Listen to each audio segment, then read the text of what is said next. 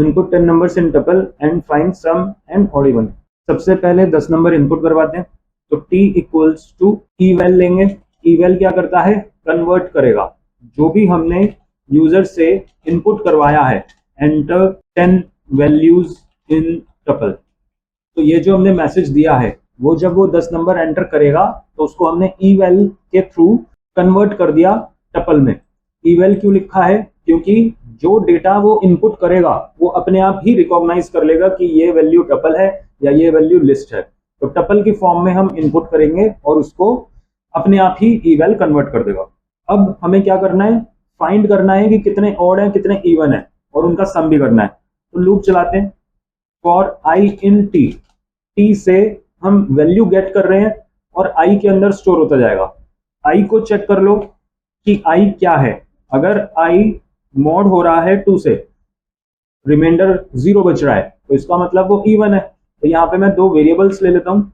Even को मैंने starting में 0 कर रखा है, ऑड को भी स्टार्टिंग में 0 कर रखा है।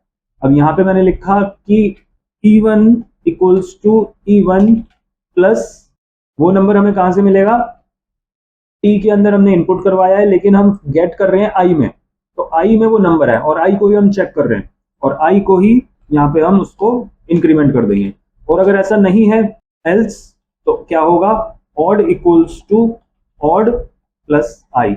वो जो नंबर है वो या तो इवन में ऐड होगा या ऑड में ऐड होगा। ये लूप हमारा चलता जाएगा और लास्ट में वो सारे नंबर्स ऐड हो चुके होंगे, जस्ट हमें उसको प्रिंट करवाना है। Print sum of odd numbers equals to odd sum of even number is even. Program हो चुका है, सम सेव किया, रन करके देखते हैं। तो यहाँ पे जब इनपुट वो पूछ रहा है तो हमें यहाँ पे ब्रैकेट देना होगा क्योंकि वो टपल की फॉर्म में है। तो यहाँ पे मैं कुछ नंबर्स इस तरह से दे रहा हूँ, 10 नंबर्स मैंने एंटर कर दिए। सम ऑफ ऑड नंबर्स दिखाया इसने और इवन का सम दिखाया है।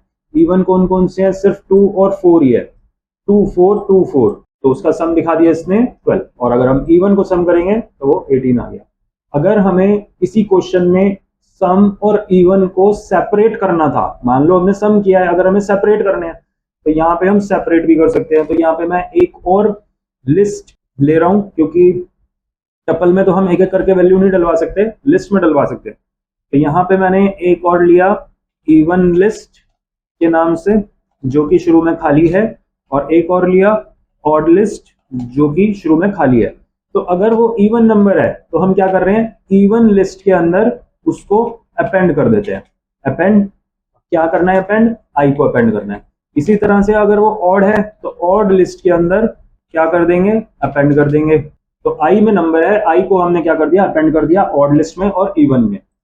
अगर हमें वो लिस्ट प्रिंट करवानी है, यहाँ पे प्रिंट लिखा और इसको रन करा और यहाँ पे फिर से वही एलिमेंट्स पेस्ट और यहाँ पे लिखा आ गया जो इवन की लिस्ट थी वो यहाँ पे शो कर रहा है, ऑड की जो लिस्ट थी वो यहाँ पे शो कर रहा है।